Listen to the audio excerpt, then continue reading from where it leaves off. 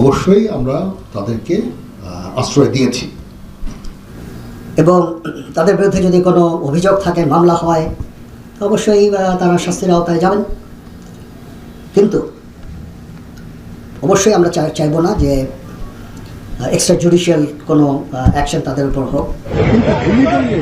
একটা আহত হয় একটাই যায় স্যার, বাকি যায় না।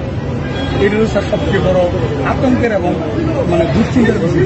তাহলে ছাত্র জনতা যেভাবে আপনাদেরকে উপদেষ্টা বানিয়েছে, ছাত্র জনতা যেভাবে আপনাদেরকে দায়িত্ব দিয়েছে, ঠিক একইভাবে ছাত্র জনতা আপনাদেরকে ওই দায়িত্ব থেকে আবার টেনে নামাবে। শেখ হাসিনা তো দেশ থেকে পালিয়ে গিয়েছে, কিন্তু এরপরই প্রশ্ন উঠেছে যে তাকে পালাতে সাহায্য কে করেছে। প্রশাসনের মদত ছাড়া তো কোনোভাবেই তিনি এই দেশ ছেড়ে যাওয়া অসম্ভব ছিল। কিন্তু অবশ্যই যে তথ্য জানা গিয়েছে দীর্ঘদিন সন্দেহ যাবত করার পরে অবশ্যই জানা গিয়েছে বা নিজের মুখে স্বীকার করেছে সেনাবাহিনী, যে সেনাবাহিনী চাইছিল তিনি দেশ থেকে পদত্যাগ করে চলে যাক, তাই তাকে মদত করে বা তাকে নিরাপদে রেখে তাকে শেষ পর্যন্ত পালাতে সহযোগিতা করেছে। আসলে সম্পূর্ণ ভিডিওটি দেখলে আপনি আসলে বুঝবেন কী কারণে এই কাজটি করেছে সেনাবাহিনী, তার যে বক্তব্য দিচ্ছেন। নাটের সম্পূর্ণ ভিডিওটি দেখার অনুরোধ রইল এবং আমাদের চ্যানেলটিকে নতুন দর্শক হয়ে থাকলে অবশ্যই সাবস্ক্রাইব করে আমাদের সঙ্গেই থাকবেন। কথা না বাড়িয়ে সেই ভিডিওগুলো আমরা পুরো স্ক্রিনে দেখে আসি। আচ্ছা, এই জিনিসটা আমি আপনাদের পরিষ্কার করে দিচ্ছি। জিনিসটা হচ্ছে যে কারো যদি জীবন বিপন্ন হয়, ধর্ম বর্ণ নির্বিশেষে, অবশ্যই আমরা তাদেরকে আশ্রয় দিয়েছি। আরএফএল ওয়ারড্রপ, প্রিয় সব পোশাক যত্নে থাকবে আরএফএল ওয়ারড্রপে।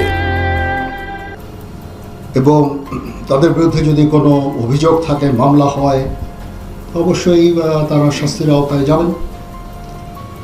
কিন্তু অবশ্যই আমরা চাইবো না যে এক্সট্রা জুডিশিয়াল কোনো অ্যাকশন তাদের উপর হোক, বিচার বহির্ভূত কোনো কাজ হোক, তাদের উপরে হামলা হোক, বা তাদের জীবনে যে হুমকি যেটা আছে সেটা থাকলে আমরা তাদেরকে আশ্রয় দিয়েছি। যেই হোক, যেই দলেরই হোক, যেই মতেরই হোক, যে ধর্মের হোক, সেটা আমরা করব।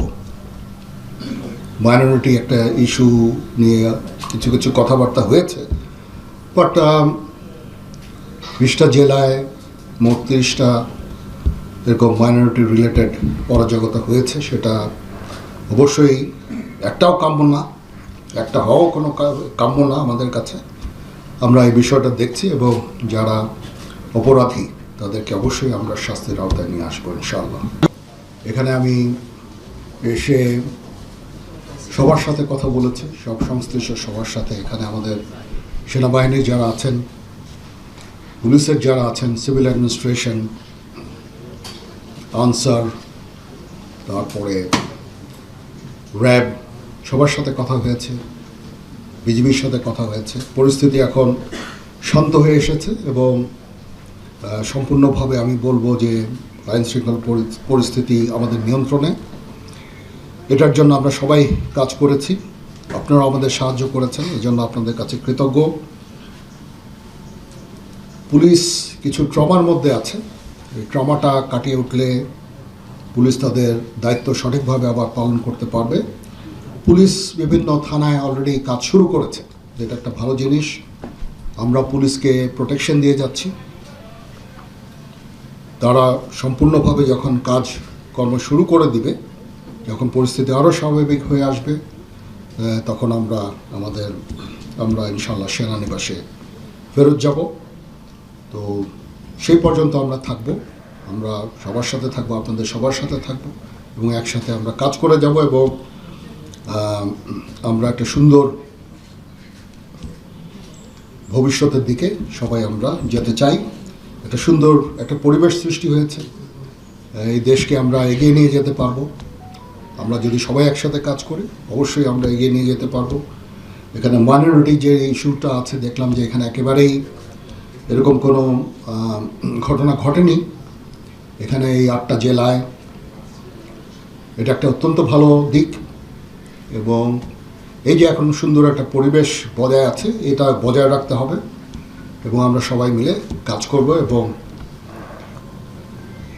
দেশকে উন্নতির পথে নিয়ে যাব ইনশাআল্লাহ।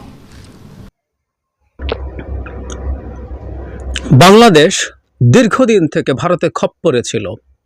পরিকল্পিত করে শেখ হাসিনা বাংলাদেশকে ভারতের একটা কলোনিতে পরিণত করেছিলেন, কারণ তিনি চেয়েছেন তাকে ভারত অ্যাট এনি কস্ট ক্ষমতায় রাখুক এবং ভারত যা যা চায় তাই তিনি দিয়ে দেবেন, শুধুমাত্র বিনিময় একটাই, তাকে ক্ষমতায় রাখতে হবে। এত নোংরা, এত বাজেভাবে দাসত্ব বাংলাদেশের ইতিহাসে কোনো সরকার ভারতের এভাবে দাসত্ব করেনি, এমনকি আওয়ামী লীগেরই প্রিভিয়াস সরকারগুলো এরকম কিছু করেনি। এবারকার তারা যা করেছে, এখন বাংলাদেশের ভবিষ্যতের সাথে ভারতের সাথে আমাদের ইন্টারাকশন এবং ডিনামিক্সটা খুব জরুরি।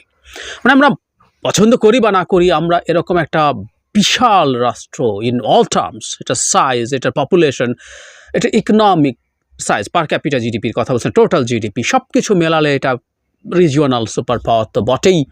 সো তার সাথে আমাদের বর্ডার প্রায় পুরোটা। সুতরাং ভারতের সাথে আমাদের সম্পর্কের ভবিষ্যৎ কেমন হবে সেটা আমাদের দেশের স্টেবিলিটি, আমাদের ডেমোক্রেসির ফিউচার, এগুলোর সাথে টু সাম এক্সটেন্ট জড়িত।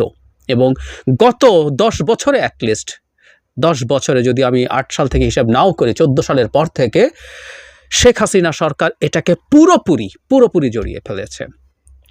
এখন নতুনভাবে প্রশ্ন আসবে, সিরিয়াস প্রশ্ন, ডক্টর ইউনূস এই ক্ষেত্রে কেমন করবেন? আমি ডক্টর ইউনূসের সাথে আরেকজন মানুষকে একটু ট্যাগ করে দিতে চাই, সেটা হচ্ছে জনাব তৌহিদ হোসেন। আমি দীর্ঘদিন আমাদের সামনে উনি রিটায়ারমেন্টের পর স্বাভাবিকভাবেই কথাবার্তা বলছেন বাংলাদেশের বিভিন্ন দেশের সাথে বাইল্যাটারাল ইস্যুসগুলোতে, মিয়ানমারের সাথে, ইন্ডিয়ার সাথে, চায়নার সাথে, আমেরিকার সাথে, এবং আমি বলবো উনি যথেষ্ট সেন্সিবলি এসব ক্ষেত্রে তার পলিসি যেটা জানার সেটা সবগুলো সেন্সিবল। সো তার সাথে মিশের, ডক্টর ইউনূসের সাথে থেকে আমরা আশা করতে পারি তারা ভালো কিছু করতে পারবেন। কিন্তু জরুরি কথাটা হচ্ছে সব কিছুর আগে আসলে আমাদের এজেন্ডা কী হবে, আমাদের ডিনামিক্স কী হবে, সেটা তো সেট করবেন প্রধান উপদেষ্টা ডক্টর ইউনূস।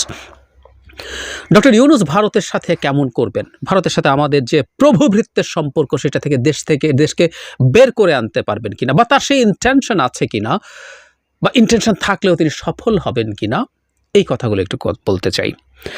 শুরুতে আমি যেটা করব সেটা হলো, ডক্টর ইউনূস ভারতীয় অনেকগুলো টিভি চ্যানেলের সাথে কথা বলেছেন, বা পত্রিকারও তো এখন ভিডিও ফরম্যাট আছে। আমি অনেকগুলো ইন্টারভিউ শুনলাম। আমি প্রায় বলি আপনাদেরকে একটা কথা, সেটা হচ্ছে কন্টেন্ট বললে হবে না। ডক্টর ইউনূসের কিছু ইন্টারভিউ আপনারা একটু দেখুন, ওনার বডি ল্যাঙ্গুয়েজ দেখুন, ওনার ফেশিয়াল এক্সপ্রেশন দেখুন, ওনার ইনফ্লেকশন অফ হিজ ভয়েস, মানে ওনার ইন্টোনেশন, স্ট্রেস দেখুন, তাহলে বুঝবেন ডক্টর ইউনূস কীভাবে ভারত সম্পর্কে তার ধারণা কী।